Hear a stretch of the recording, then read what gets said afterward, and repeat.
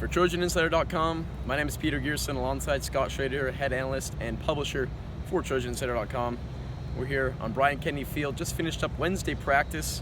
We got to talk to the defense today, Scott. A couple young guys are getting to the equation now.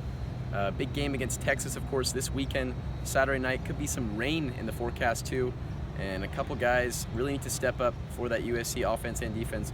What'd you see here today? Well, I think today the first thing that we saw was that JT Daniels was having no issues with his hand. The deep ball was coming out with great velocity.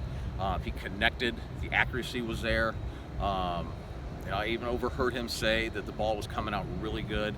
Overheard Tyler Vaughn saying that JT was going through his progressions really well today. So that part of it, that stood out. And I think some of the other stuff that stood out was that Daniel Amatrebebe was running routes. Not practicing, but he was running routes. And I think this is the first step on him potentially coming back. There's 4 running backs that look really good today. And Marquis Stepp continues to look like he could play. He'll make the trip to Texas. So other than that, the energy level, some of us thought that it was okay. I thought it was just decent. I think that's going to be an issue at Texas. They cannot have it be dead like it was at Stanford. So other than that, there wasn't a whole lot going on today at Wednesday's practice. Everyone was in full pads yesterday. Today, just shells, no leg pads or anything. I talked to Chase Williams after. He's the guy that could potentially see some snaps this weekend. We're not 100% sure on that. He said he'll be ready to play. He's a former cornerback. Now they're trying to get him to the safety position with all that depth. That's really been depleted. So we'll see if he can make an influence. And then Talanoa, we also talked to. He looks pretty confident out there. He's a guy that, he's kind of like a JT, kind of beyond his age, and he's the way he's talking about the sets and the defense and what he's learning from the older guys and from Clancy. I trust Talanoa that he's farther ahead than some of these other young guys, but it's going to be a young team out there potentially. Yeah. No Bubba Bolden, no Yakili Ross, of course.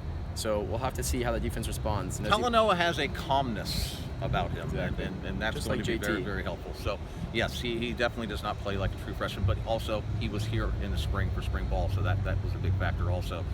I think it's a big game for Levi Jones, going back home to Texas, Austin, Texas, where he's from. He talked about how he'll know a lot of people in the stands, obviously, but he said it's really not any different than another game for him, other than it's where he's from. His family will be there, staying in their own home. But I think beyond that, I think it's a bigger deal than he led on to, and I think it'll be a story that the network will probably talk a little bit about too. You said Daniel Amatrebebe was out there today running some routes, no pads. Josh Follow, who hasn't played a game yet this year, was also out there today in full in helmet and chest pads. So hopefully we'll see him get some reps last week, because it's really only been Tyler Petit getting any targets in the tight end position for the Trojans. So a couple guys coming back from injury. Chuma was out today with a stomach bug, Clay said, so it shouldn't really affect his availability for Saturday. But other than that, there wasn't a ton of more updates. No, there's not a whole lot. Wednesdays, we talked to the defense. Cam spoke and had a good attitude. It seemed like he had a little bloodied elbow there, bleeding through his long sleeve undershirt. So we know he's going hard, as he always does. So I think this team's just getting ready to regroup and put a better showing out, of course, this week. I think so too. They were making an emphasis on JT getting rid of the ball quicker, and there was the progressions. He was making those quicker.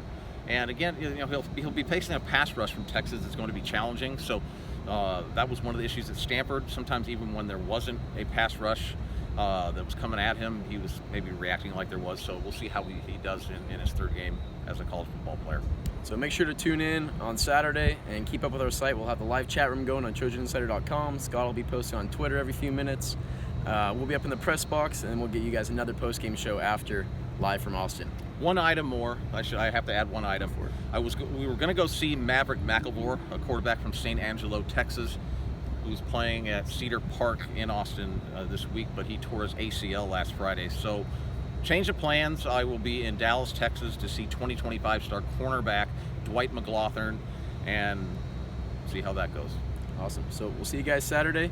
For Peter Ghersen, joined by Scott Schrader, fight on.